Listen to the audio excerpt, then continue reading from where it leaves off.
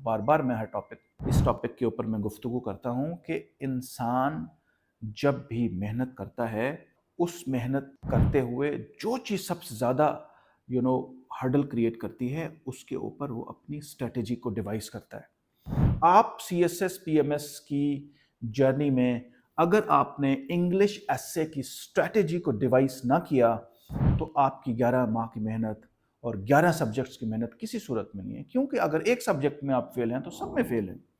तो अगर आप इंग्लिश एसे के ऊपर मेहनत नहीं करेंगे, इंग्लिश एसे में मेहनत नहीं करेंगे, स्ट्रैटेजी डिवाइस नहीं करेंगे, आप इंग्लिश एसे को सीरियस नहीं लेंगे, जब तक कि आप अपने जहन में इस बात को नहीं बिठाएंगे कि इंग्लिश एसे एक ट्रेनिंग सिस्टम है, इंग्लिश एसे एक डिसिप्लिन नहीं है कि आप 4 एसे लिखेंगे तो आपको समझ आ जाएगा। इंग्लिश एसे इंग्लिश राइटिंग नहीं है, इंग्लिश का इम्तिहान नहीं है, राइटिंग का इम्तिहान नहीं है। इंग्लिश एसे इंग्लिश थिंकिंग का इम्तिहान है।